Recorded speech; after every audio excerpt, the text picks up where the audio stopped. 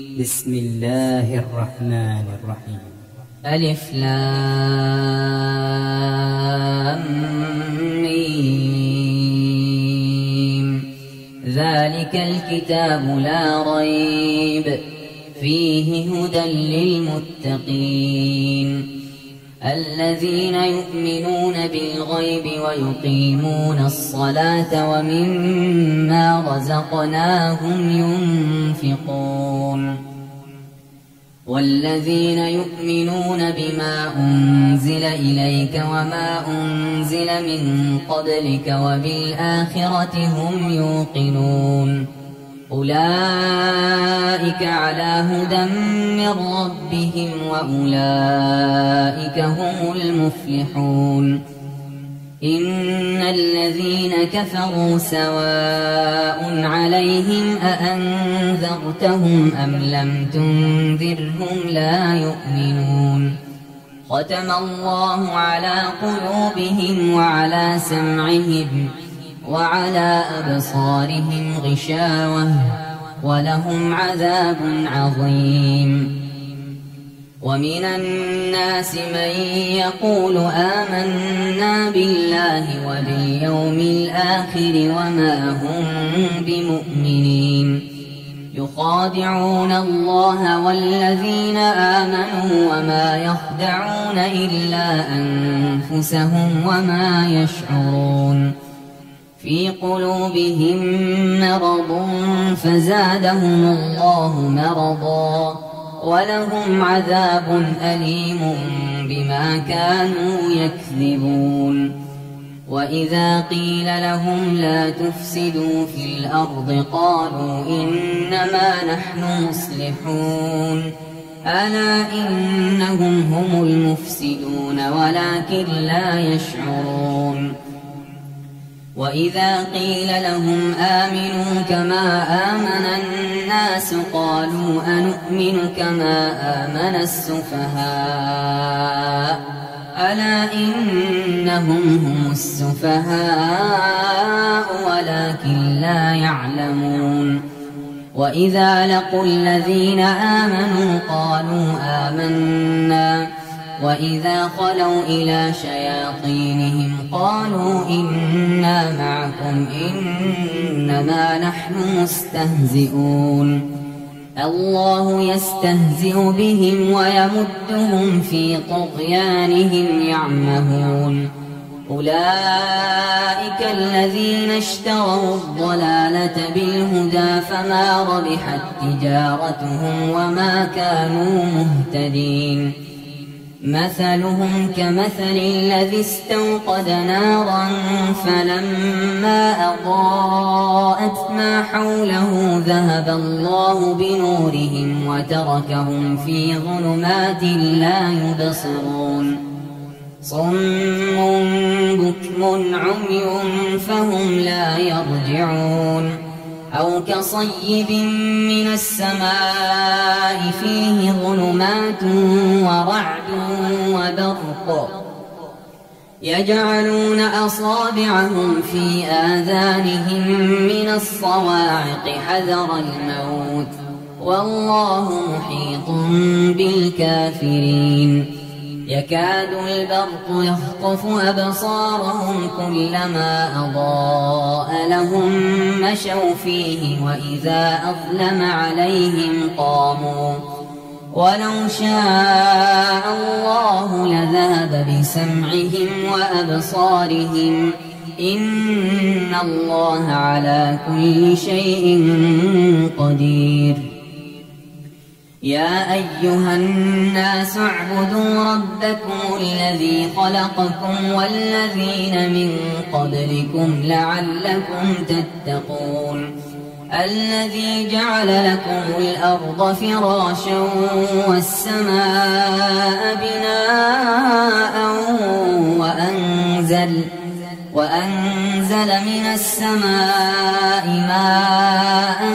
فأخرج به من الثمرات رزقا لكم فلا تجعلوا لله أندادا وأنتم تعلمون وإن كنتم في ريب مما نزلنا على عبدنا فأتوا بسورة من مثله وادعوا شهداءكم من دون الله إن كنتم صادقين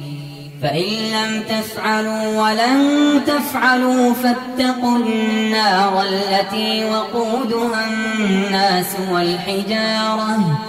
أعدت للكافرين وبشر الذين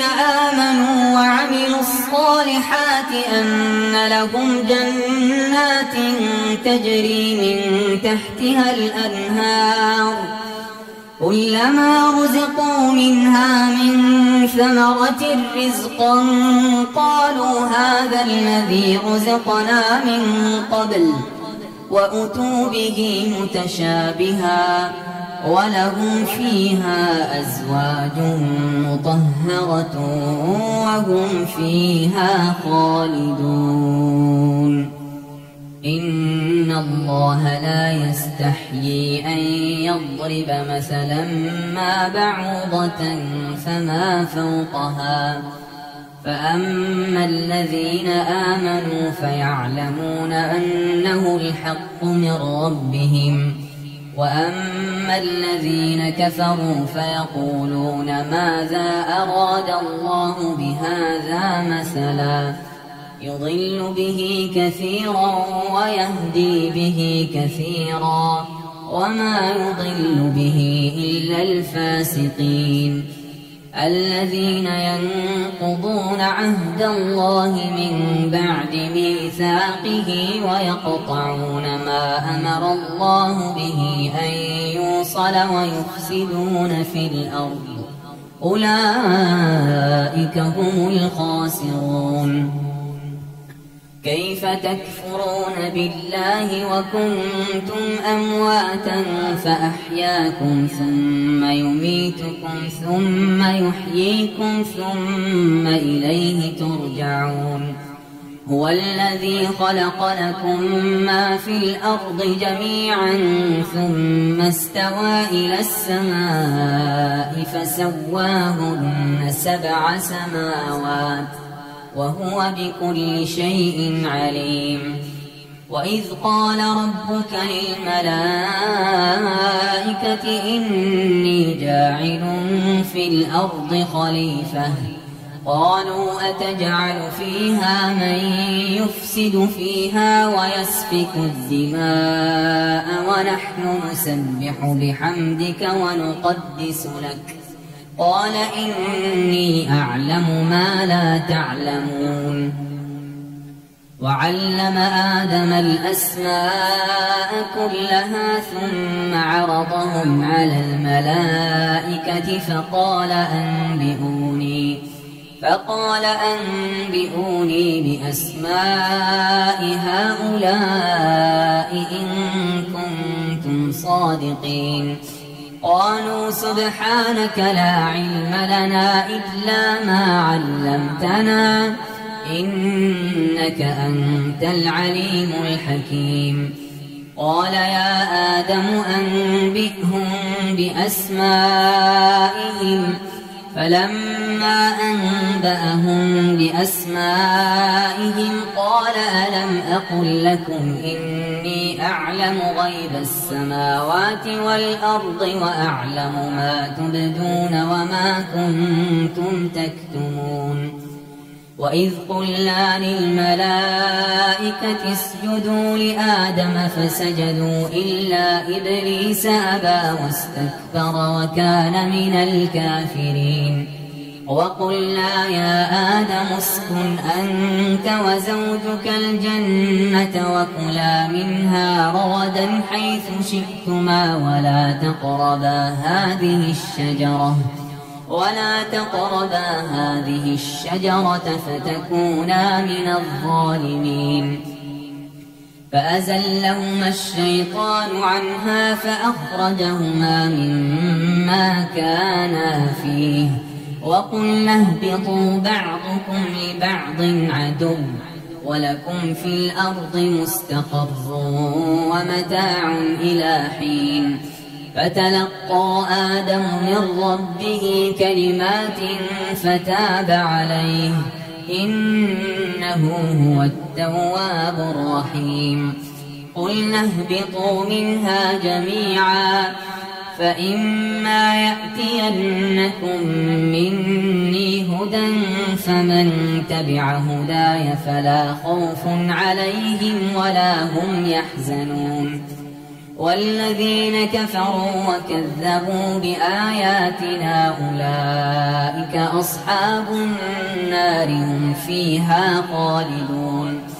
يا بني إسرائيل اذكروا نعمتي التي أنعمت عليكم وأوفوا بعهدي أوف بعهدكم وإياي فارهبون وآمنوا بما أنزلت مصدقا لما معكم ولا تكونوا أول كافر به ولا تشتروا بآياتي ثمنا قليلا وإياي فاتقون ولا تلبسوا الحق بالباطل وتكتموا الحق وأنتم تعلمون وأقيموا الصلاة وآتوا الزكاة واركعوا مع الراكعين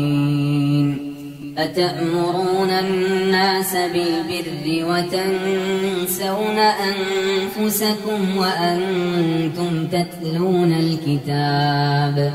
أفلا تعقلون واستعينوا بالصبر والصلاة وإنها لكبيرة إلا على الخاشعين الذين يظنون أنهم ملاقو ربهم وأنهم إليه راجعون يا بني إسرائيل اذكروا نعمتي التي أنعمت عليكم وأني فضلتكم على العالمين واتقوا يوما لا تجزي نفس عن نفس شيئا ولا يقبل منها شفاعة ولا يؤخذ منها عدل ولا هم ينصرون وإذ نجيناكم من آل فرعون يسومونكم سوء العذاب يذبحون أبناءكم ويستحيون نساءكم وفي ذلكم بلاء من ربكم عظيم وإذ فرقنا بكم البحر فأنجيناكم وأغرقنا آل فرعون وأنتم تنظرون وإذ واعدنا موسى 40 ليلة ثم اتخذتم العجل من بعده وأنتم ظالمون ثم عفونا عنكم من بعد ذلك لعلكم تشكرون وإذ آتينا موسى الكتاب والفرقان لعلكم تهتدون وإذ قال موسى لقومه يا قوم إنكم ظلمتم أنفسكم باتخاذكم العجل فتوبوا إلى بارئكم فاقتلوا أنفسكم ذلكم خير لكم عند بارئكم فتاب عليكم إنه هو التواب الرحيم وإذ قلتم يا موسى لن نؤمن لك حتى نرى الله جهرة فأخذتكم الصاعقة وأنتم تنظرون ثم بعثناكم من بعد موتكم لعلكم تشكرون وظللنا عليكم الغمام وأنزلنا عليكم المن والسلوى كلوا من طيبات ما رزقناكم وما ظلمونا ولكن كانوا أنفسهم يظلمون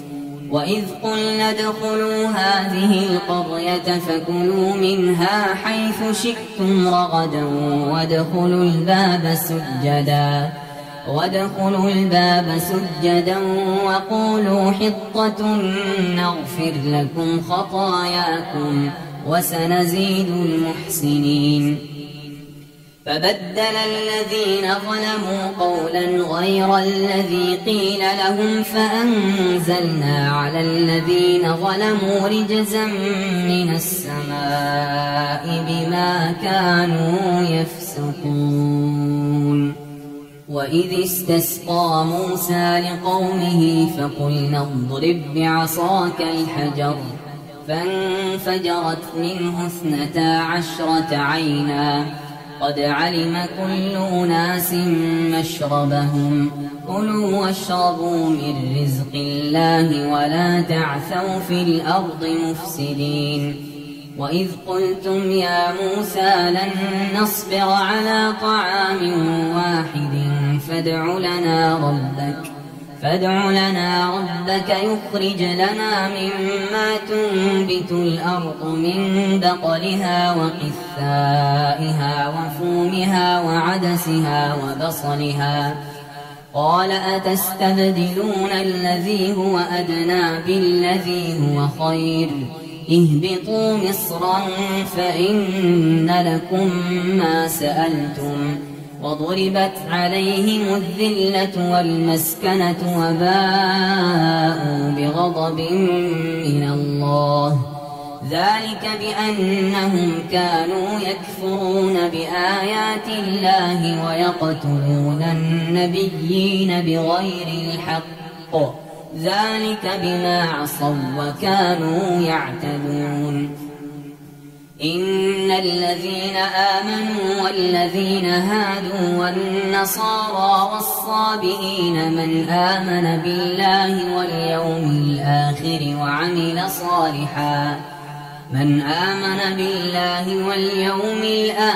وعمل صالحا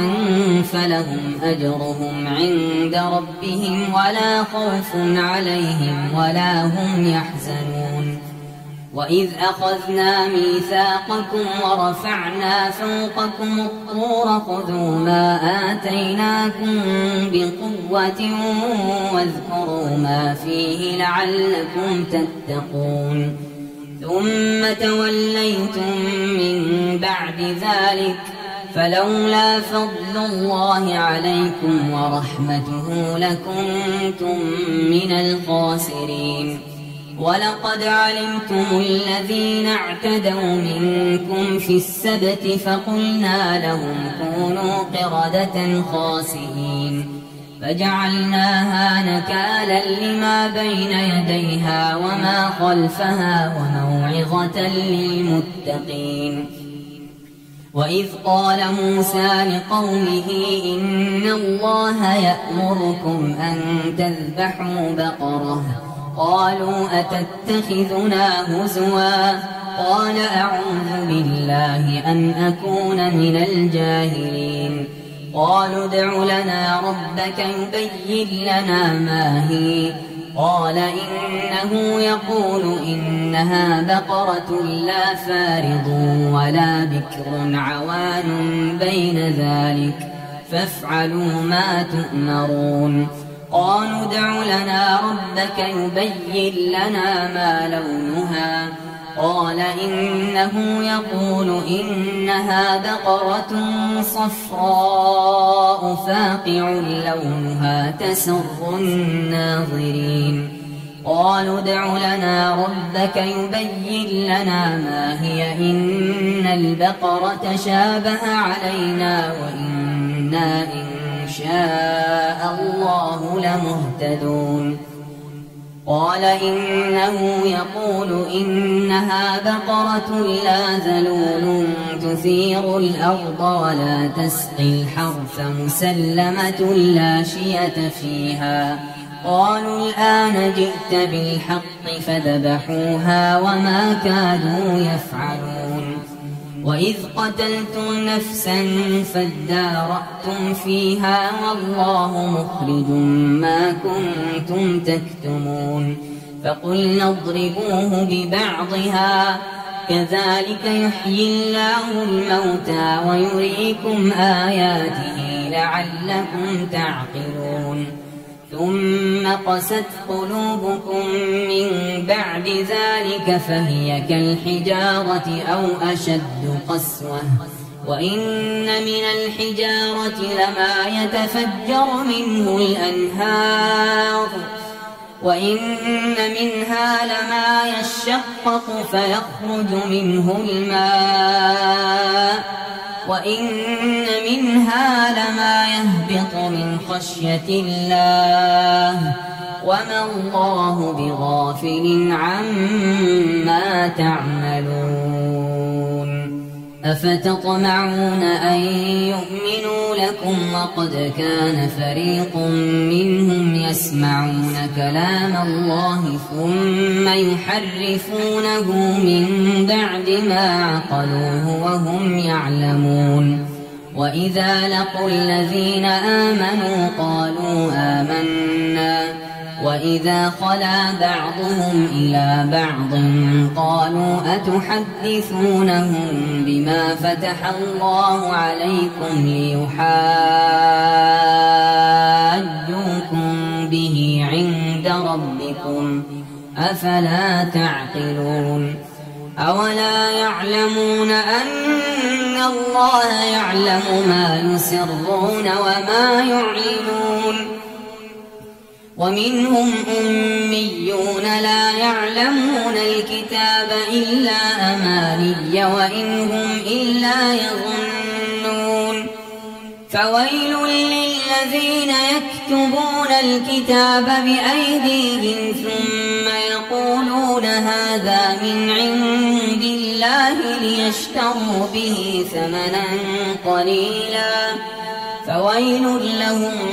مما كتبت أيديهم وويل لهم مما يكسبون وقالوا لن تمسنا النار إلا أياما معدودة قل أتخذتم عند الله عهدا فلن يخلف الله عهده أم تقولون على الله ما لا تعلمون بلى من كسب سيئة وأحاطت به خطيئته فأولئك أصحاب النار هم فيها خالدون والذين آمنوا وعملوا الصالحات أولئك أصحاب الجنة هم فيها خالدون وإذ أخذنا ميثاق بني إسرائيل لا تعبدون إلا الله وبالوالدين إحسانا وذي القربى واليتامى والمساكين وقولوا للناس حسنا وأقيموا الصلاة وآتوا الزكاة ثم توليتم إلا قليلا منكم وأنتم معرضون وإذ أخذنا ميثاقكم لا تسفكون دماءكم ولا تخرجون أنفسكم من دياركم ثم أقررتم وأنتم تشهدون ثم أنتم هؤلاء تقتلون أنفسكم وتخرجون فريقا منكم من ديارهم تظاهرون عليهم بالإثم والعدوان وإن يأتوكم أسارى تفادوهم وهو محرم عليكم إخراجهم أفتؤمنون ببعض الكتاب وتكفرون ببعض فما جزاء من يفعل ذلك منكم يمسسكم إلا خزي في الحياة الدنيا ويوم القيامة يردون إلى أشد العذاب وما الله بغافل عما تعملون أولئك الذين اشتروا الحياة الدنيا بالآخرة فلا يخفف عنهم العذاب ولا هم ينصرون ولقد آتينا موسى الكتاب وقفينا من بعده بالرسل وآتينا عيسى ابن مريم البينات وأيدناه بروح القدس أفكلما جاءكم رسول بما لا تهوى أنفسكم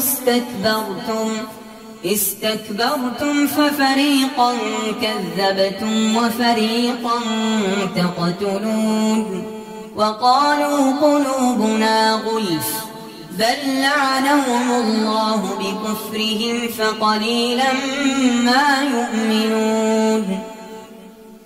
ولما جاءهم كتاب من عند الله مصدق لما معهم وكانوا من قبل يستفتحون على الذين كفروا فلما جاءهم ما عرفوا كفروا به فلعنة الله على الكافرين بئس ما اشتروا به أنفسهم أن يكفروا بما أنزل الله بغيا أن ينزل الله من فضله على من يشاء من عباده فباءوا بغضب على غضب وللكافرين عذاب مهين وإذا قيل لهم آمنوا بما أنزل الله قالوا نؤمن بما أنزل علينا ويكفرون بما وراءه وهو الحق مصدقا لما معهم قل فلم تقتلون أنبياء الله من قبل إن كنتم مؤمنين ولقد جاءكم موسى بالبينات ثم اتخذتم العجل من بعده وأنتم ظالمون وإذ أخذنا ميثاقكم ورفعنا فوقكم الطور خذوا ما آتيناكم بقوة واسمعوا قالوا سمعنا وعصينا وأشربوا في قلوبهم العجل بكفرهم قل بئس ما يأمركم به إيمانكم إن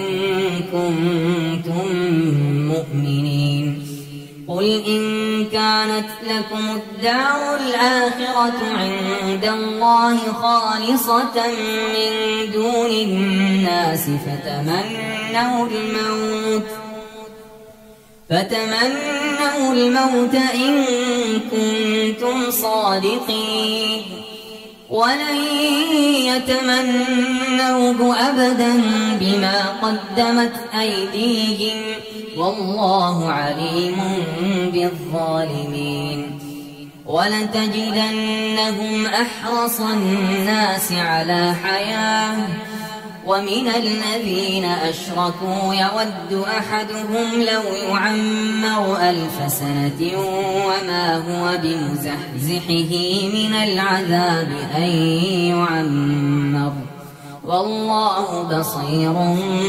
بما يعملون قل من كان عدوا لجبريل فإنه نزله على قلبك بإذن الله مصدقا لما بين يديه وهدى وبشرى للمؤمنين من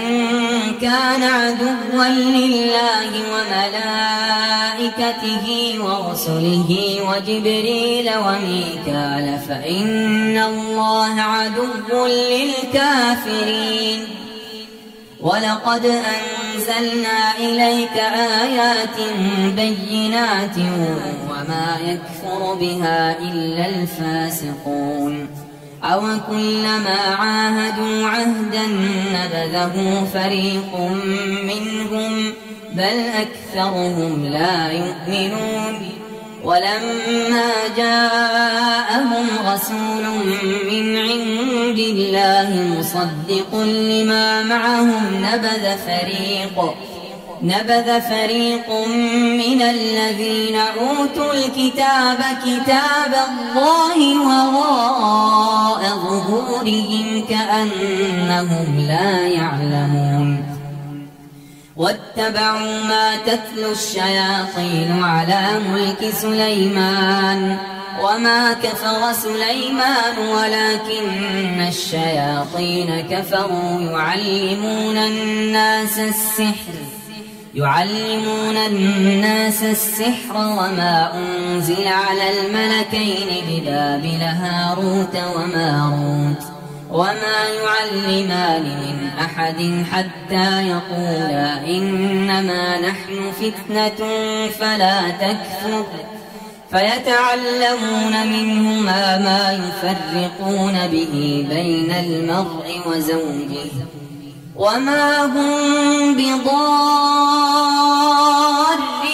به من أحد إلا بإذن الله ويتعلمون ما يضرهم ولا ينفعهم ولقد علموا لمن اشتراه ما له في الآخرة من خلاق ولبئس ما شروا به أنفسهم لو كانوا يعلمون. ولو أنهم آمنوا واتقوا لمثوبة من عند الله خير لو كانوا يعلمون. يا أيها الذين آمنوا لا تقولوا راعنا وقولوا انظرنا واسمعوا وللكافرين عذاب أليم. ما يود الذين كفروا من أهل الكتاب ولا المشركين أن ينزل عليكم من خير من ربكم والله يختص برحمته من يشاء والله ذو الفضل العظيم. ما ننسخ من آية أو ننسها نأت بخير منها أو مثلها. ألم تعلم أن الله على كل شيء قدير. ألم تعلم أن الله له ملك السماوات والأرض وما لكم من دون الله من ولي ولا نصير. أم تريدون أن تسألوا رسولكم كما سئل موسى من قبل ومن يتبدل الكفر بالإيمان فقد ضل سواء السبيل. ود كثير من أهل الكتاب لو يردونكم من بعد إيمانكم كفارا حسدا من عند أنفسهم من بعد ما تبين لهم الحق فاعفوا واصفحوا حتى يأتي الله بأمره إن الله على كل شيء قدير. وأقيموا الصلاة وآتوا الزكاة وما تقدموا لأنفسكم من خير تجدوه عند الله إن الله بما تعملون بصير. وقالوا لن يدخل الجنة إلا من كان هودا أو نصارى تلك أمانيهم قل هاتوا برهانكم إن كنتم صادقين بلى من أسلم وجهه لله وهو محسن فله أجره عند ربه ولا خوف عليهم ولا هم يحزنون وقالت اليهود ليست النصارى على شيء وقالت النصارى ليست اليهود على شيء وهم يتلون الكتاب كذلك قال الذين لا يعلمون مثل قولهم فالله يحكم بينهم يوم القيامة فيما كانوا فيه يختلفون ومن أظلم ممن منع مساجد الله أن يذكر فيها اسمه وسعى في خرابها أولئك ما كان لهم أن يدخلوها إلا خائفين لهم في الدنيا خزي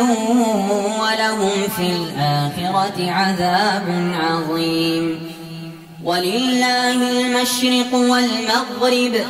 فأينما تولوا فثم وجه الله إن الله واسع عليم وقالوا اتخذ الله ولدا سبحانه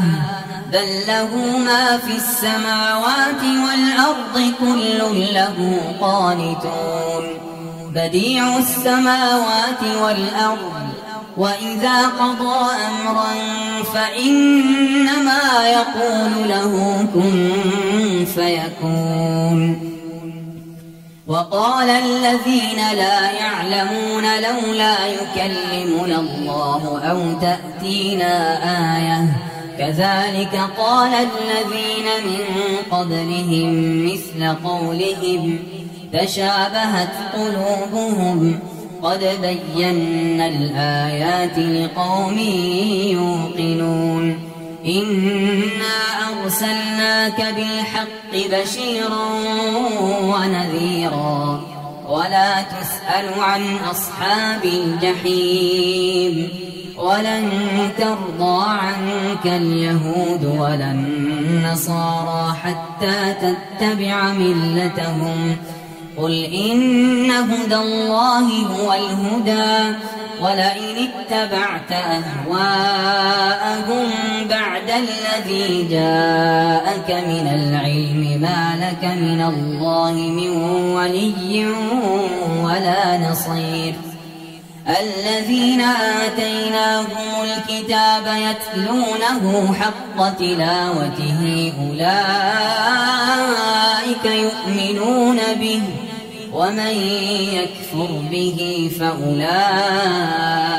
هم الخاسرون يا بني إسرائيل اذكروا نعمتي التي أنعمت عليكم وأني فضلتكم على العالمين واتقوا يوما لا تجزي نفس عن نفس شيئا ولا يقبل منها عدل ولا تنفعها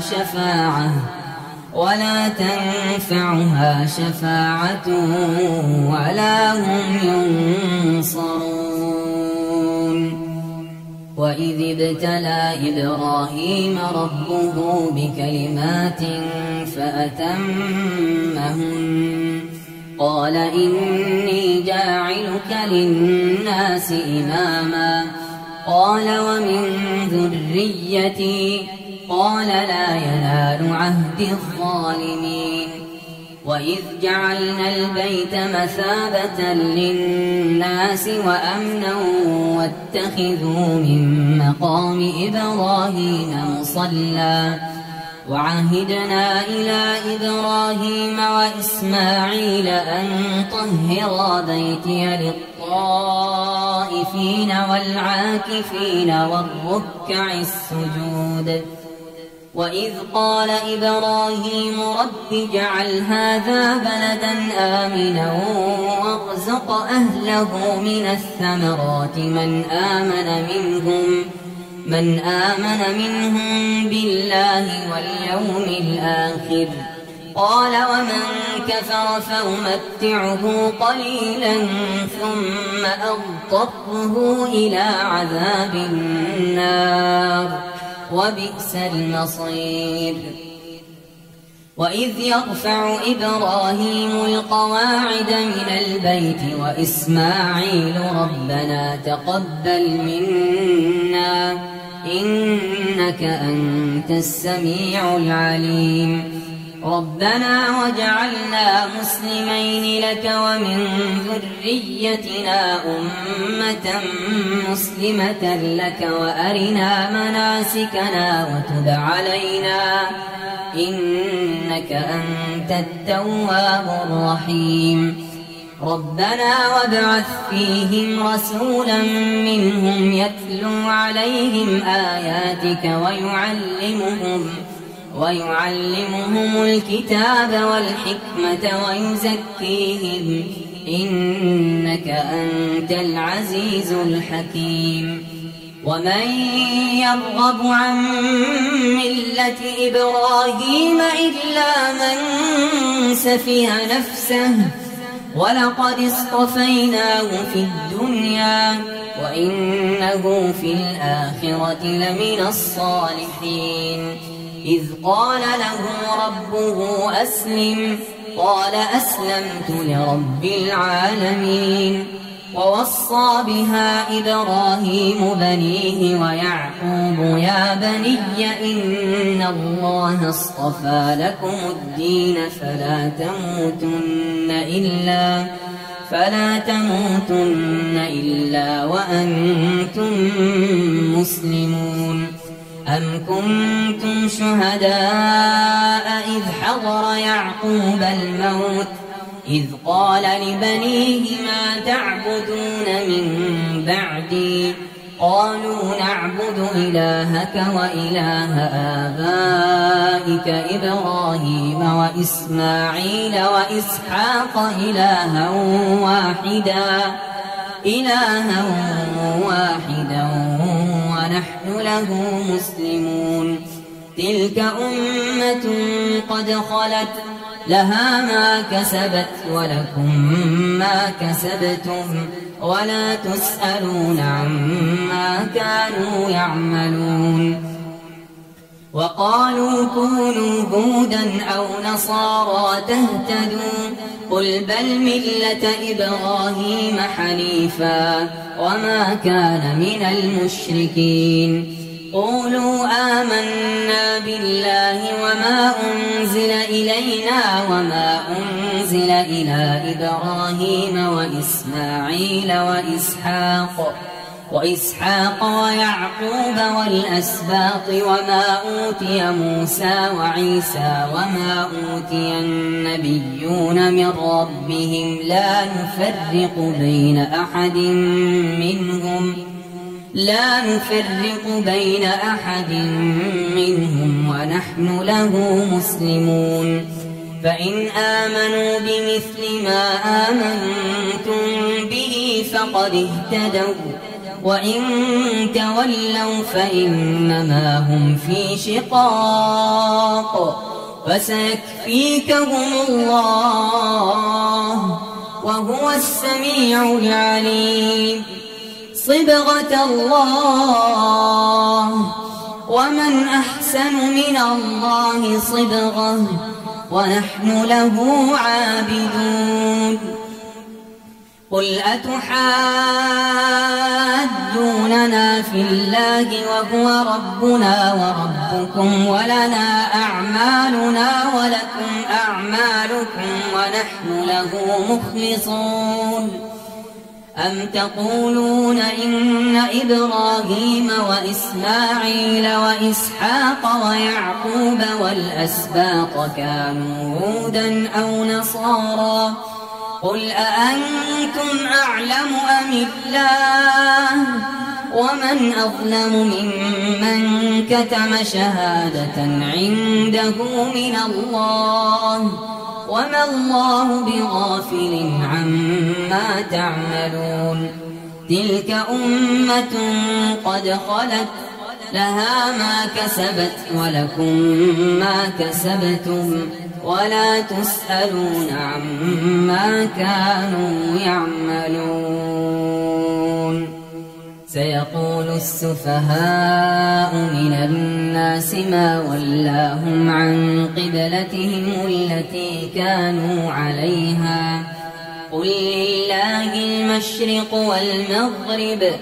يهدي من يشاء إلى صراط مستقيم. وكذلك جعلناكم أمة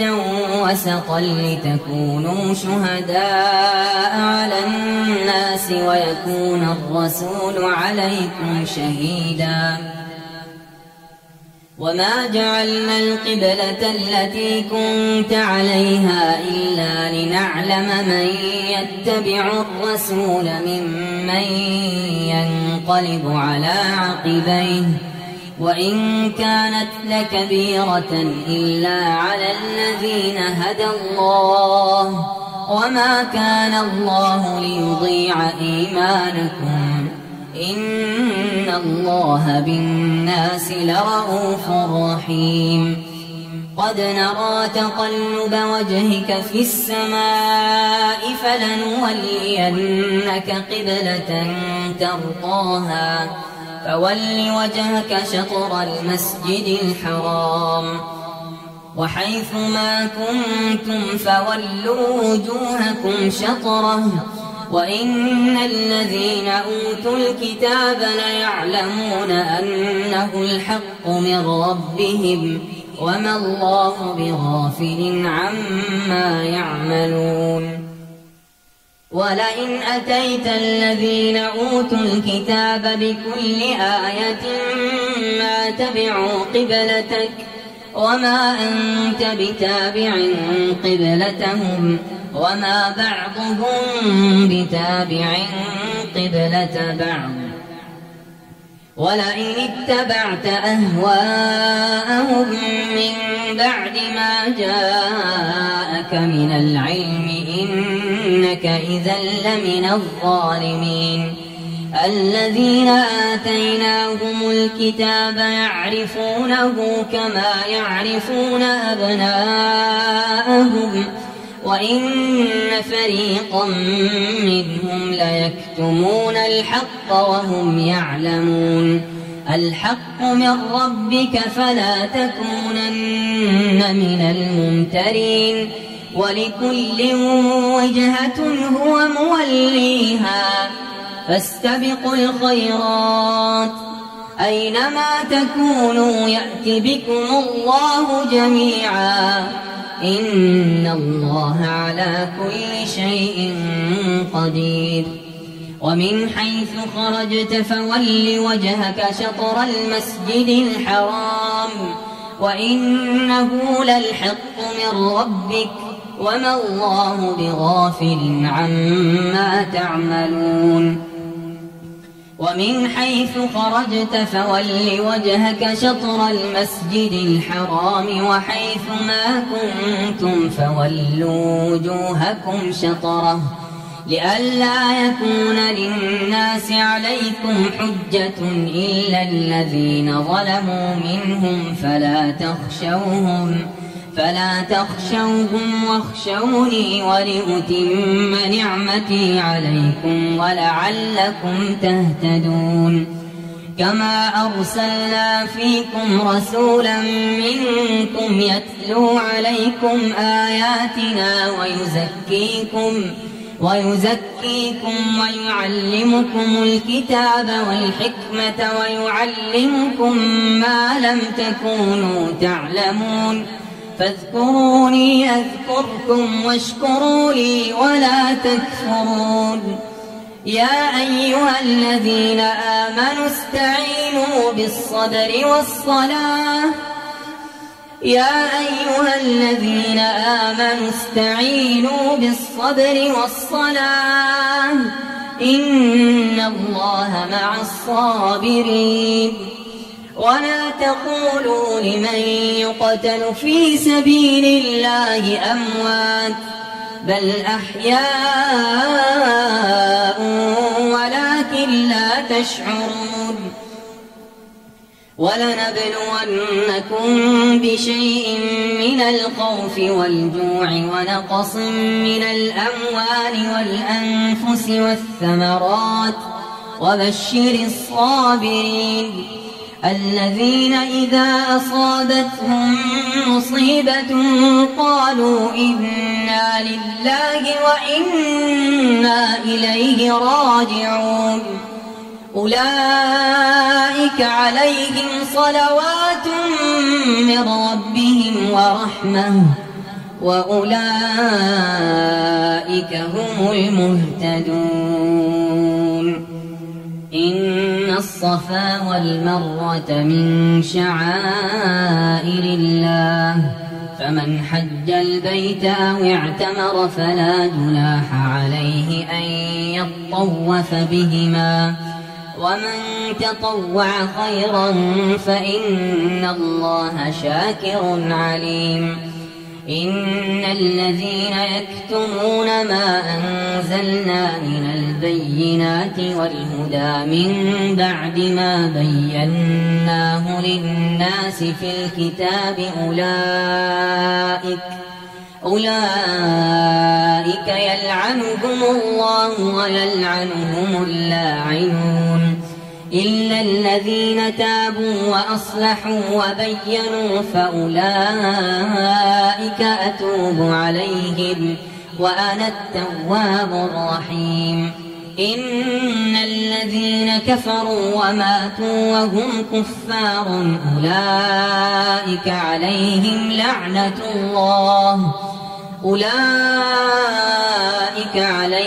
لعنة الله والملائكة والناس أجمعين خالدين فيها لا يخفف عنهم العذاب ولا هم ينظرون وإلهكم إله واحد لا إله إلا هو الرحمن الرحيم إن في خلق السماوات والأرض واختلاف الليل والنهار والفلك التي تجري في البحر بما ينفع الناس وما أنزل الله من السماء من ماء فأحيا به الأرض بعد موتها وبث فيها من كل دابة وتصريف الرياح والسحاب المسخر بين السماء والأرض لآيات لقوم يعقلون ومن الناس من يتخذ من دون الله أندادا يحبونهم كحب الله والذين آمنوا أشد حبا لله ولو يرى الذين ظلموا إذ يرون العذاب أن القوة لله جميعا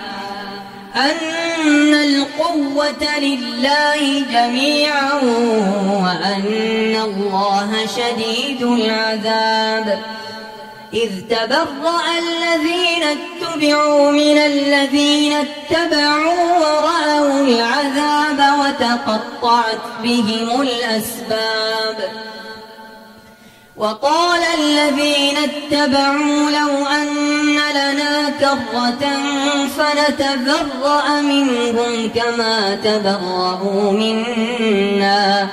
كذلك يريهم الله أعمالهم حسرات عليهم وما هم بخارجين من النار يا أيها الناس كلوا مما في الأرض حلالا طيبا ولا تتبعوا خطوات الشيطان إنه لكم عدو مبين إنما يأمركم بالسوء والفحشاء وأن تقولوا على الله ما لا تعلمون وإذا قيل لهم اتبعوا ما أنزل الله قالوا بل نتبع ما ألفينا عليه آباءنا أولو كان آباؤهم لا يعقلون شيئا ولا يهتدون ومثل الذين كفروا كمثل الذي ينعق بما لا يسمع إلا دعاء ونداء صم بكم عمي فهم لا يعقلون يا أيها الذين آمنوا كلوا من طيبات ما رزقناكم واشكروا لله إن كنتم إياه تعبدون إنما حرم عليكم الميتة والدم ولحم الخنزير وما أهل به لغير الله فمن اضطر غير باغ ولا عاد فلا إثم عليه إن الله غفور رحيم إن الذين يكتمون ما أنزل الله من الكتاب ويشترون به ثمنا قليلا أولئك ما يأكلون في بطونهم إلا النار ولا يكلمهم الله يوم القيامة ولا يزكيهم ولهم عذاب أليم أولئك الذين اشتروا الضلالة بالهدى والعذاب بالمغفرة فما أصبرهم على النار ذلك بأن الله نزل الكتاب بالحق وإن الذين اختلفوا في الكتاب لفي شقاق بعيد ليس البر أن تولوا وجوهكم قبل المشرق والمغرب ولكن البر من آمن بالله واليوم الآخر والملائكة والكتاب والنبيين وآتى المال على حبه ذوي القربى واليتامى والمساكين وابن السبيل والسائلين وفي الرقاب وأقام الصلاة وآتى الزكاة والموفون بعهدهم إذا عاهدوا والصابرين في البأساء والضراء وحين البأس أولئك الذين صدقوا وأولئك هم المتقون يا أيها الذين آمنوا كتب عليكم القصاص في القتلى الحر بالحر والعبد بالعبد والأنثى بالأنثى فمن عفي له من أخيه شيء فاتباع بالمعروف وأداء إليه بإحسان ذلك تخفيف من ربكم ورحمة فمن اعتدى بعد ذلك فله عذاب أليم. ولكم في القصاص حياة يا أولي الألباب لعلكم تتقون. كتب عليكم إذا حضر أحدكم الموت إن ترك خيرا الوصية للوالدين والأقربين بالمعروف حقا على المتقين. فمن بدله بعدما سمعه فإنما إثمه على الذين يبدلونه إن الله سميع عليم. فمن خاف من موص جنفا أو إثما فأصلح بينهم فلا إثم عليه إن الله غفور رحيم. يا أيها الذين آمنوا كتب عليكم الصيام كما كتب على الذين من قبلكم لعلكم تتقون. أياما معدودات. فمن كان منكم مريضا أو على سفر فعدة من أيام أخر. وعلى الذين يطيقونه فدية طعام مسكين. فمن تطوع خيرا فهو خير له وأن تصوموا خير لكم إن كنتم تعلمون. شهر رمضان الذي أنزل فيه القرآن هدى للناس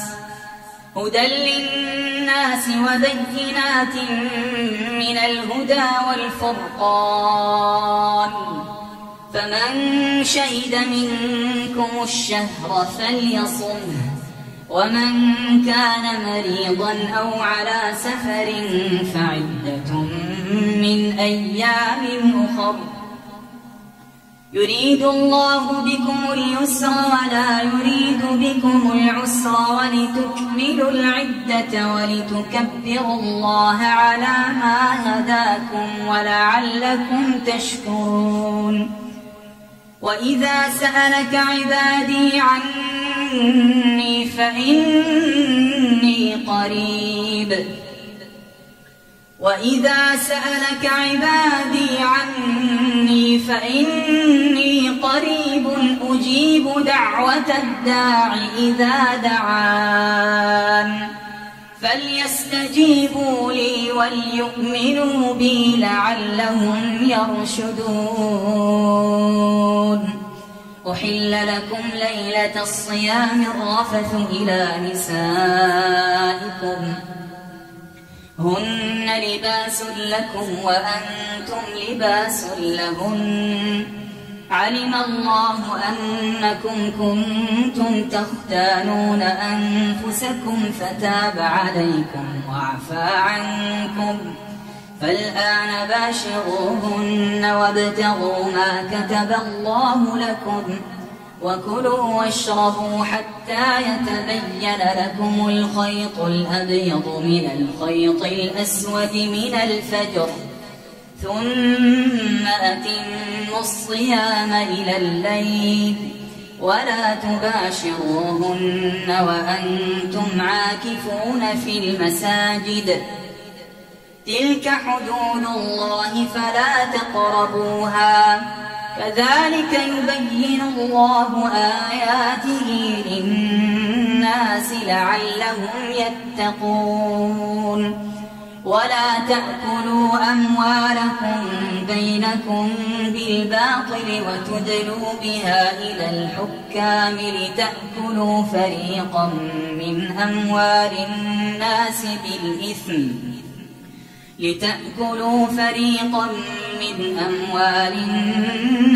بالإثم وأنتم تعلمون. يسألونك عن الأهلة قل هي مواقيت للناس والحج وليس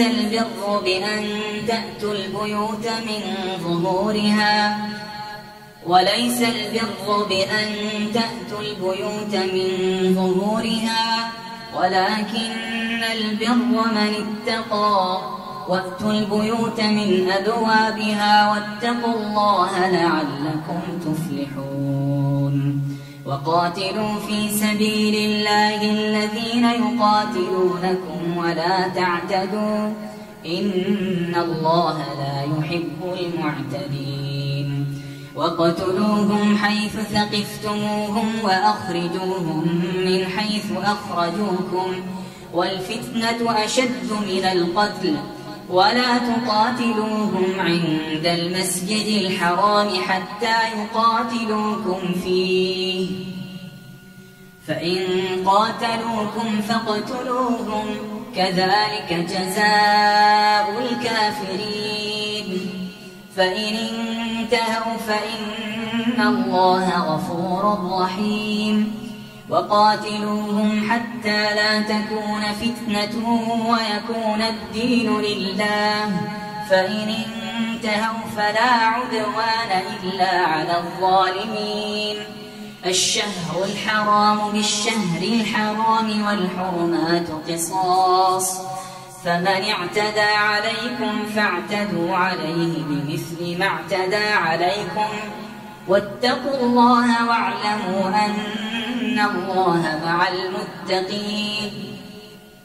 وأنفقوا في سبيل الله ولا تلقوا بأيديكم إلى التهلكة وأحسنوا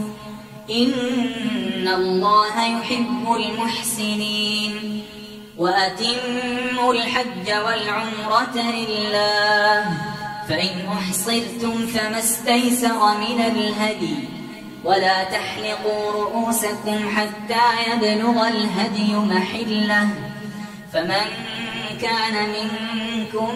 مريضا أو به أذى من رأسه ففدية من صيام أو صدقة أو نسك فإذا أمنتم فمن تمتع بالعمرة إلى الحج فما استيسر من الهدي فمن لم يجد فصيام 3 أيام في الحج و7 إذا رجعتم تلك 10 كاملة ذلك لمن لم يكن أهله حاضر المسجد الحرام واتقوا الله واعلموا أن الله شديد العقاب الحج أشهر معلومات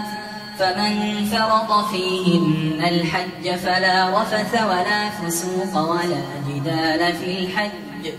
وما تفعلوا من خير يعلمه الله وتزودوا فإن خير الزاد التقوى واتقون يا أولي الألباب ليس عليكم جناح أن تبتغوا فضلا من ربكم فإذا أفضتم من عرفات فاذكروا الله عند المشعر الحرام واذكروه كما هداكم وإن كنتم من قبله لمن الضالين ثم أفيضوا من حيث أفاض الناس واستغفروا الله إن الله غفور رحيم فإذا قضيتم مناسككم فاذكروا الله كذكركم آباءكم أو أشد ذكرا فمن الناس من يقول ربنا آتنا في الدنيا وما له في الآخرة من خلاق ومنهم من يقول ربنا آتنا في الدنيا حسنة وفي الآخرة حسنة وقنا عذاب النار أولئك لهم نصيب مما كسبوا والله سريع الحساب. واذكروا الله في أيام معدودات فمن تعجل في يومين فلا إثم عليه ومن تأخر فلا إثم عليه لمن اتقى واتقوا الله واعلموا أنكم إليه تحشرون. ومن الناس من يعجبك قوله في الحياة الدنيا ويشهد الله على ما في قلبه وهو ألد الخصام وإذا تولى سعى في الأرض ليفسد فيها ويهلك الحرث والنسل والله لا يحب الفساد. وإذا قيل له اتق الله أخذته العزة بالإثم فحسبه جهنم ولبئس المهاد. ومن الناس من يشري نفسه ابتغاء مرضات الله والله رؤوف بالعباد. يا أيها الذين آمنوا ادخلوا في السلم كافة ولا تتبعوا خطوات الشيطان إنه لكم عدو مبين. فإن زلتم من بعد ما جاءتكم البينات فاعلموا أن الله عزيز حكيم. هل ينظرون إلا أن يأتيهم الله في ظلل من الغمام والملائكة وقضي الأمر وإلى الله ترجع الأمور. سل بني إسرائيل كم آتيناهم من آية بينة ومن يبدل نعمة الله من بعد ما جاءته فإن الله شديد العقاب. زين للذين كفروا الحياة الدنيا ويسخرون من الذين آمنوا والذين اتقوا فوقهم يوم القيامة والله يرزق من يشاء بغير حساب. كان الناس أمة واحدة فبعث الله النبيين مبشرين ومنذرين وأنزل معهم الكتاب بالحق ليحكم بين الناس فيما اختلفوا فيه وما اختلف فيه إلا الذين أوتوه من بعد ما جاءتهم البينات بغيا بينهم فهدى الله الذين آمنوا لما اختلفوا فيه من الحق بإذنه والله يهدي من يشاء إلى صراط مستقيم. أم حسبتم أن تدخلوا الجنة ولما يأتكم مثل الذين خلوا من قبلكم مستهم البأساء والضراء وزلزلوا حتى يقول الرسول والذين آمنوا معه متى نصر الله ألا إن نصر الله قريب. يسألونك ماذا ينفقون قل ما أنفقتم من خير فللوالدين والأقربين واليتامى والمساكين وابن السبيل وما تفعلوا من خير فإن الله به عليم. كتب عليكم القتال وهو كره لكم وعسى أن تكرهوا شيئا وهو خير لكم وعسى أن تحبوا شيئا وهو شر لكم والله يعلم وأنتم لا تعلمون. يسألونك عن الشهر الحرام قتال فيه قل قتال فيه كبير وصد عن سبيل الله وكفر به والمسجد الحرام وإخراج أهله منه أكبر عند الله والفتنة أكبر من القتل ولا يزالون يقاتلونكم حتى يردوكم عن دينكم إن استطاعوا ومن يرتد منكم عن دينه فيمت وهو كافر فأولئك حبطت أعمالهم في الدنيا والآخرة وأولئك أصحاب النار هم فيها خالدون. إن الذين آمنوا والذين هاجروا وجاهدوا في سبيل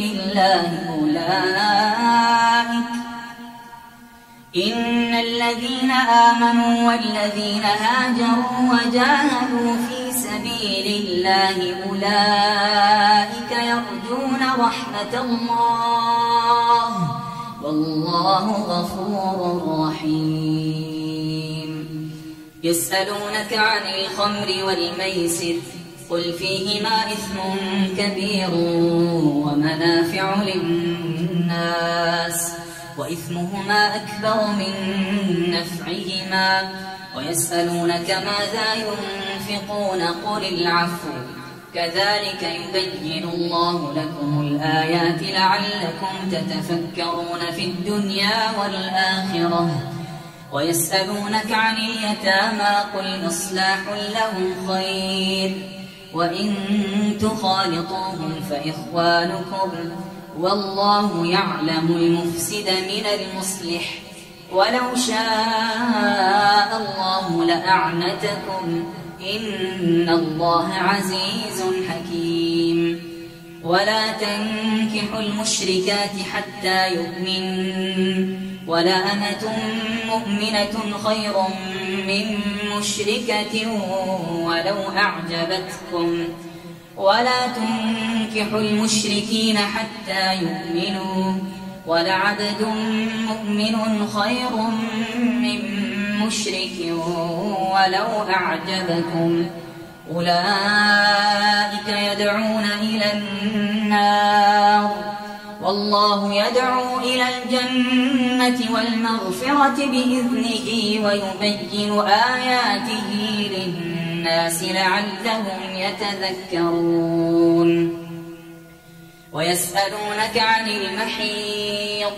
قل هو أذى فاعتزلوا النساء في المحيض ولا تقربوهن حتى يطهرن فإذا تطهرن فأتوهن من حيث أمركم الله إن الله يحب التوابين ويحب المتطهرين. نساؤكم حرث لكم فأتوا حرثكم أنى شئتم وقدموا لأنفسكم واتقوا الله واعلموا أنكم ملاقوه وبشر المؤمنين. ولا تجعلوا الله عرضة لأيمانكم أن تبروا وتتقوا وتصلحوا بين الناس والله سميع عليم.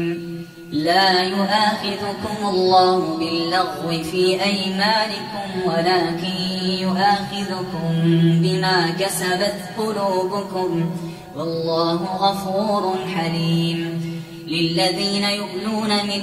نسائهم تربص 4 أشهر فإن فاءوا فإن الله غفور رحيم. وإن عزموا الطلاق فإن الله سميع عليم. والمطلقات يتربصن بأنفسهن 3 قروء ولا يحل لهن أن يكتمن ما خلق الله في أرحامهن إن كن يؤمن بالله واليوم الآخر وبعولتهن أحق بردهن في ذلك إن أرادوا إصلاحا ولهن مثل الذي عليهن بالمعروف وللرجال عليهن درجة والله عزيز حكيم. الطلاق 2 فإمساك بمعروف أو تسريح بإحسان ولا يحل لكم أن تأخذوا مما آتيتموهن شيئا إلا أن يخافا ألا يقيما حدود الله فإن خفتم ألا يقيما حدود الله فلا جناح عليهما فيما افتدت به تلك حدود الله فلا تعتدوها ومن يتعد حدود الله فأولئك هم الظالمون. فإن طلقها فلا تحل له من بعد حتى تنكح زوجا غيره فإن طلقها فلا جناح عليهما أن يتراجعا إن ظنا أن يقيما حدود الله وتلك حدود الله يبينها لقوم يعلمون. وإذا طلقتم النساء فبلغن أجلهن فأمسكوهن بمعروف أو سرحوهن بمعروف ولا تمسكوهن ضرارا لتعتدوا ومن يفعل ذلك فقد ظلم نفسه ولا تتخذوا آيات الله هزوا واذكروا نعمة الله عليكم وما أنزل عليكم من الكتاب والحكمة يعظكم به واتقوا الله واعلموا أن الله بكل شيء عليم. وإذا طلقتم النساء فبلغن أجلهن فلا تعضلوهن أن ينكحن أزواجهن إذا تراضوا بينهم بالمعروف ذلك يوعظ به من كان منكم يؤمن بالله واليوم الآخر ذلكم أزكى لكم وأطهر والله يعلم وأنتم لا تعلمون. والوالدات يرضعن أولادهن حولين كاملين لمن أراد أن يتم الرضاعة وعلى المولود له رزقهن وكسوتهن بالمعروف لا تكلف نفس إلا وسعها لا تضار والدة بولدها ولا مولود له بولده وعلى الوارث مثل ذلك فإن أرادا فصالا عن تراض منهما وتشاور فلا جناح عليهما وإن أردتم أن تسترضعوا أولادكم فلا جناح عليكم إذا سلمتم ما آتيتم بالمعروف واتقوا الله واعلموا أن الله بما تعملون بصير.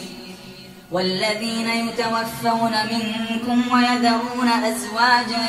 يتربصن بأنفسهن 4 أشهر و10 فإذا بلغن أجلهن فلا جناح عليكم فيما فعلن في أنفسهن بالمعروف والله بما تعملون خبير. ولا جناح عليكم فيما عرضتم به من خطبة النساء أو أكننتم في أنفسكم علم الله أنكم ستذكرونهن ولكن لا تواعدوهن سرا إلا أن تقولوا قولا معروفا ولا تعزموا عقدة النكاح حتى يبلغ الكتاب أجله واعلموا أن الله يعلم ما في أنفسكم فاحذروه واعلموا أن الله غفور حليم لا جناح عليكم إن طلقتم النساء ما لم تمسوهن أو تفرضوا لهن فريضة ومتعوهن على الموسع قدره وعلى المقتر قدره متاعا بالمعروف حقا على المحسنين وإن طلقتموهن من قبل أن تمسوهن وقد فرضتم لهن فريضة فنصف ما فرضتم إلا أن يعفون أو يعفو الذي بيده عقدة النكاح وأن تعفوا أقرب للتقوى ولا تنسوا الفضل بينكم إن الله بما تعملون بصير حافظوا على الصلوات والصلاة الوسطى وقوموا لله قانتين فإن خفتم فرجالا أو ركبانا فإذا أمنتم فاذكروا الله كما علمكم ما لم تكونوا تعلمون والذين يتوفون منكم ويذرون أزواجا وصية لأزواجهم متاعا إلى الحول غير إخراج فإن خرجن فلا جناح عليكم فيما فعلن في أنفسهن من معروف والله عزيز حكيم وللمطلقات متاع بالمعروف حقا على المتقين كذلك يبين الله لكم آياته لعلكم تعقلون ألم تر إلى الذين خرجوا من ديارهم وهم ألوف حذر الموت فقال لهم الله موتوا ثم أحياهم إن الله لذو فضل على الناس ولكن أكثر الناس لا يشكرون وقاتلوا في سبيل الله واعلموا أن الله سميع عليم من ذا الذي يقرض الله قرضا حسنا فيضاعفه له أضعافا كثيرة والله يقبض ويبسط وإليه ترجعون ألم تر إلى الملأ من بني إسرائيل من بعد موسى إذ قالوا لنبي له ابعث لنا ملكا نقاتل في سبيل الله قال هل عسيتم إن كتب عليكم القتال ألا تقاتلوا قالوا وما لنا ألا نقاتل في سبيل الله وقد أخرجنا من ديارنا وأبنائنا فلما كتب عليهم القتال تولوا إلا قليلا منهم والله عليم بالظالمين وقال لهم نبيهم إن الله قد بعث لكم طالوت ملكا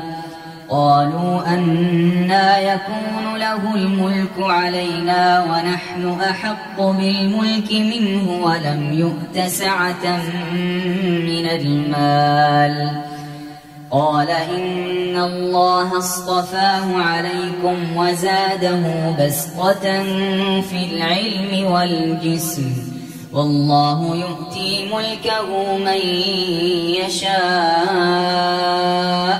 والله واسع عليم. وقال لهم نبيهم إن آية ملكه أن يأتيكم التابوت فيه سكينة من ربكم وبقية مما ترك آل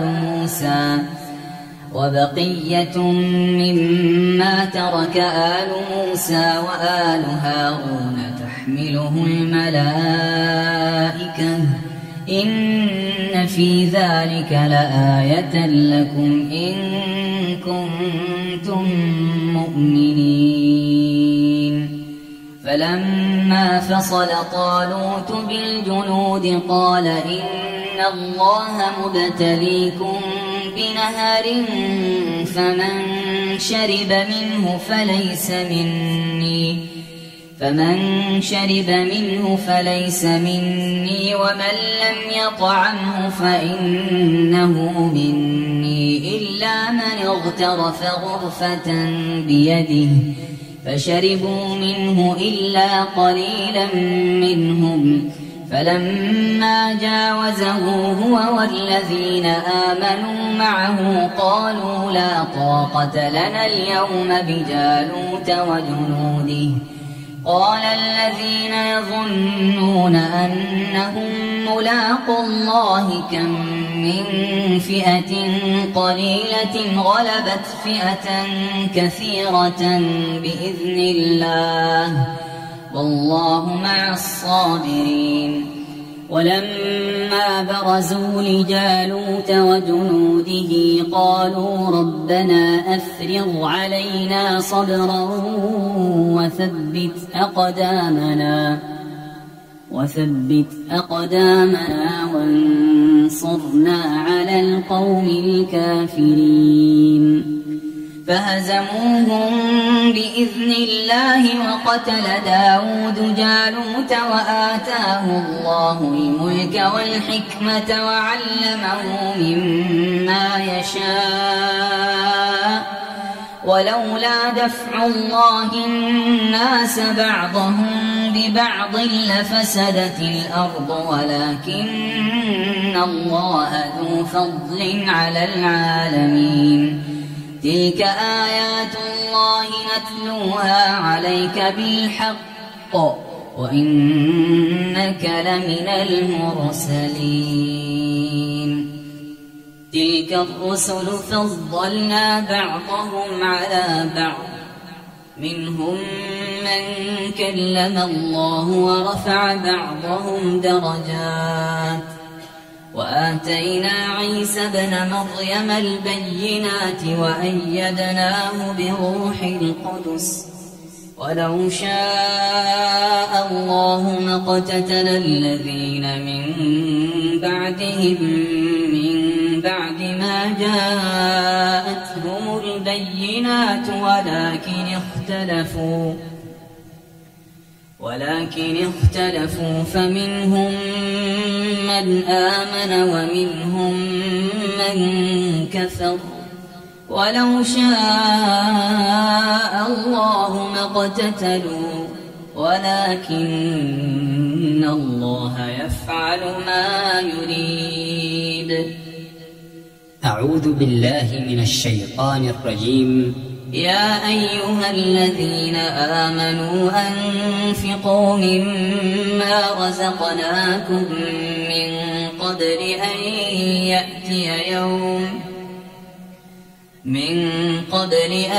يأتي يوم لا بيع فيه ولا خلة ولا شفاعة والكافرون هم الظالمون. الله لا إله إلا هو الحي القيوم لا تأخذه سنة ولا نوم له ما في السماوات وما في الأرض. من ذا الذي يشفع عنده إلا بإذنه يعلم ما بين أيديهم وما خلفهم ولا يحيطون بشيء من علمه إلا إلا بما شاء وسع كرسيه السماوات والأرض ولا يئوده حفظهما وهو العلي العظيم. لا إكراه في الدين قد تبين الرشد من الغي فمن يكفر بالطاغوت ويؤمن بالله فقد استمسك بالعروة الوثقى لا انفصام لها والله سميع عليم. الله ولي الذين آمنوا يخرجهم من الظلمات إلى النور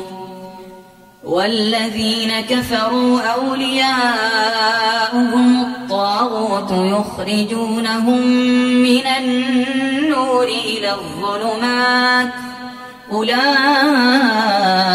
أصحاب النار هم فيها خالدون. ألم تر إلى الذي حاج إبراهيم في ربه أن آتاه الله الملك إذ قال إبراهيم ربي الذي يحيي ويميت قال أنا أحيي وأميت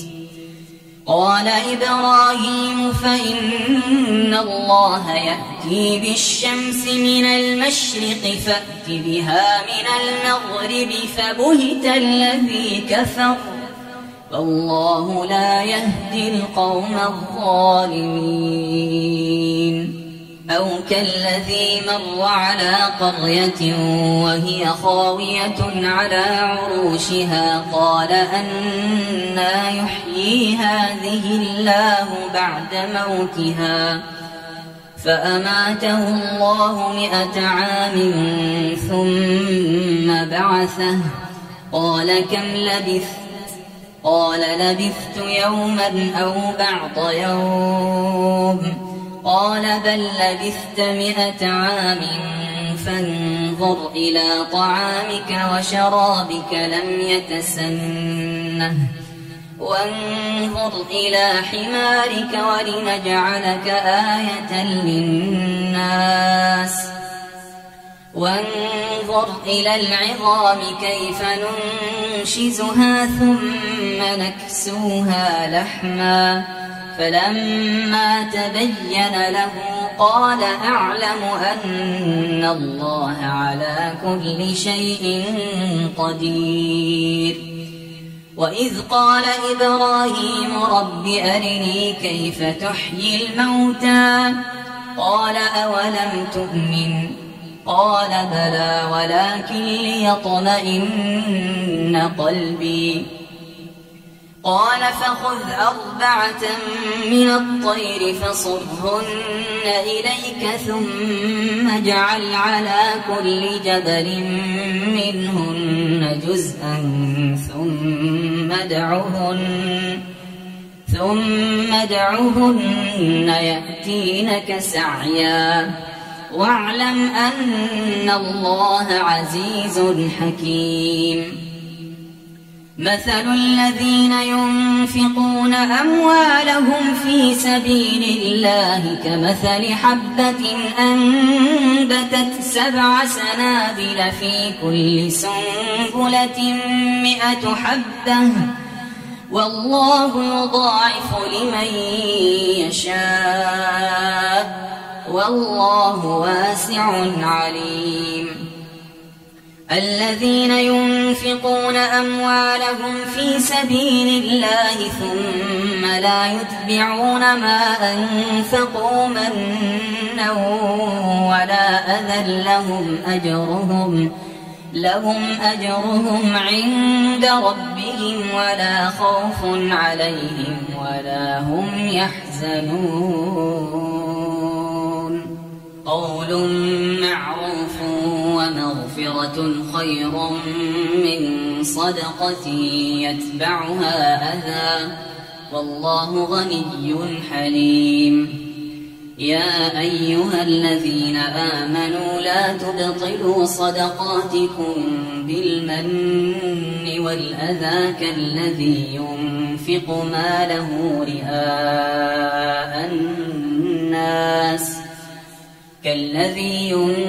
ماله رئاء الناس ولا يؤمن بالله واليوم الآخر فمثله كمثل صفوان عليه تراب فأصابه وابل فتركه صلدا لا يقدرون على شيء مما كسبوا والله لا يهدي القوم الكافرين ومثل الذين ينفقون أموالهم ابتغاء مرضات الله وتثبيتا من أنفسهم كمثل جنة بربوة أصابها وابل فآتت أكلها ضعفين فإن لم يصبها وابل فطل والله بما تعملون بصير أيود أحدكم أن تكون له جنة من نخيل وأعناب تجري من تحتها الأنهار له فيها من كل الثمرات وأصابه الكبر وله ذرية ضعفاء فأصابها إعصار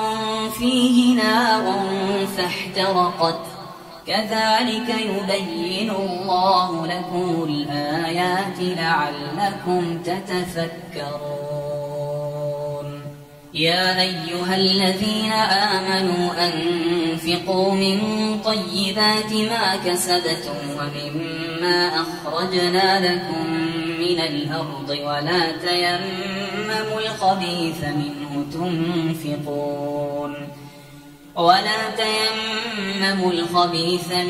تنفقون ولستم بآخذيه إلا أن تغمضوا فيه واعلموا أن الله غني حميد الشيطان يعدكم الفقر ويأمركم بالفحشاء والله يعدكم مغفرة منه وفضلا والله واسع عليم يؤتي الحكمة من يشاء ومن يؤت الحكمة فقد أوتي خيرا كثيرا وما يذكر إلا أولو الألباب وما أنفقتم من نفقة أو نذرتم من نذر فإن الله يعلمه وما للظالمين من أنصار إن تبدوا الصدقات فنعما هي وإن تخفوها وتؤتوها الفقراء فهو خير لكم ويكفر عنكم من سيئاتكم والله بما تعملون خبير ليس عليك هداهم ولكن الله يهدي من يشاء وما تنفقوا من خير فلأنفسكم وما تنفقون إلا ابتغاء وجه الله وما تنفقوا من خير يوفى إليكم وأنتم لا تظلمون للفقراء الذين أحصروا في سبيل الله لا يستطيعون ضربا في الأرض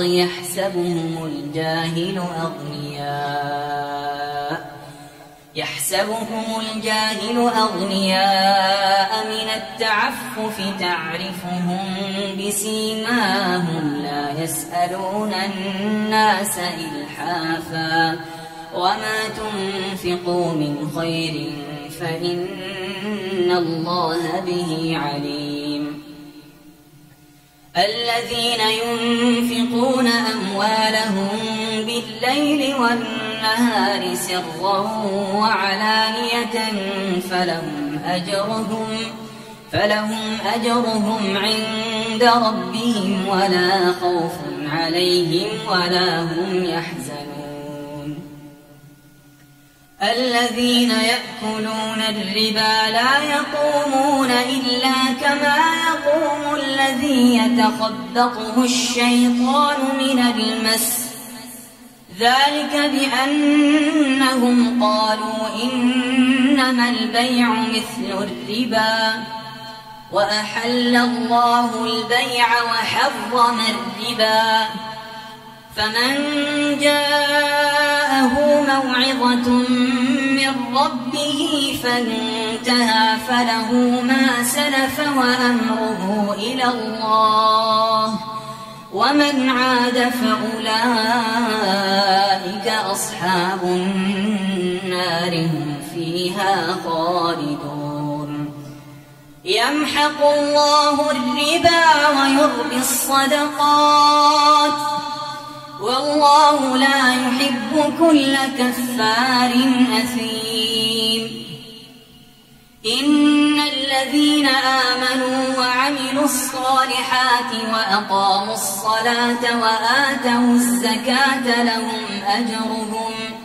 لهم أجرهم عند ربهم ولا خوف عليهم ولا هم يحزنون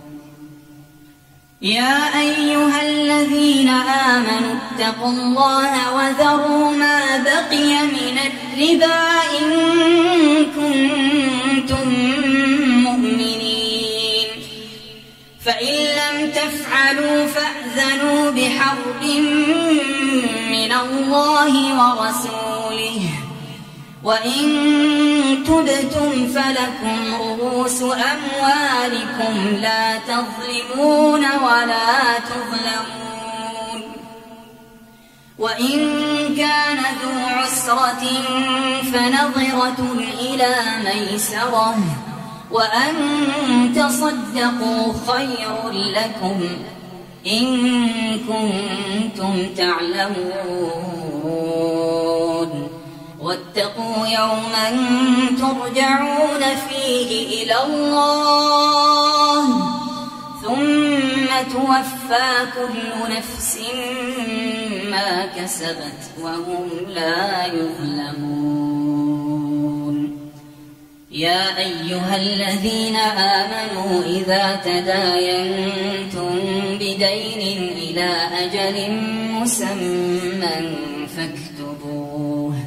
وليكتب بينكم كاتب بالعدل ولا يأب كاتب أن يكتب كما علمه الله فليكتب وليملل الذي عليه الحق وليتق الله ربه ولا يبخس منه شيئا فإن كان الذي عليه الحق سفيها أو ضعيفا أو لا يستطيع أن يمل هو فليملل وليه بالعدل واستشهدوا شهيدين من رجالكم فإن لم يكونا رجلين فرجل وامرأتان ممن ترضون من الشهداء أن تضل إحداهما فتذكر إحداهما الأخرى ولا يأبى الشهداء إذا ما دعوا ولا تسأموا أن تكتبوه صغيرا أو كبيرا إلى أجله ذلكم أقسط عند الله وأقوم للشهادة وأدنى ألا ترتابوا وأدنى ألا ترتابوا إلا أن تكون تجارة حاضرة تديرونها بينكم فليس عليكم جناح ألا تكتبوها وأشهدوا إذا تبايعتم ولا يضار كاتب ولا شهيد وإن تفعلوا فإنه فسوق بكم واتقوا الله ويعلمكم الله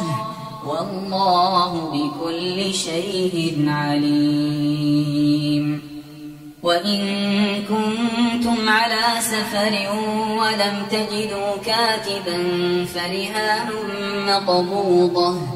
فإن أمن بعضكم بعضا فليؤدي الذي اؤتمن أمانته وليتق الله ربه ولا تكتموا الشهادة ومن يكتمها فإنه آثم قلبه والله بما تعملون عليم. لله ما في السماوات وما في الأرض وإن تبدوا ما في أنفسكم أو تخفوه يحاسبكم به الله فيغفر لمن يشاء ويعذب من يشاء والله على كل شيء قدير. آمن الرسول بما أنزل إليه من ربه والمؤمنون كل آمن بالله وملائكته وكتبه ورسله لا نفرق بين أحد من رسله وقالوا سمعنا وأطعنا غفرانك ربنا وإليك المصير. لا يكلف الله نفسا إلا وسعها لها ما كسبت وعليها ما اكتسبت ربنا لا تؤاخذنا إن نسينا أو أخطأنا ربنا ولا تحمل علينا إصرا كما حملته على الذين من قبلنا ربنا ولا تحملنا ما لا طاقة لنا به واعف عنا واغفر لنا وارحمنا واعف عنا واغفر لنا وارحمنا أنت مولانا فانصرنا على القوم الكافرين.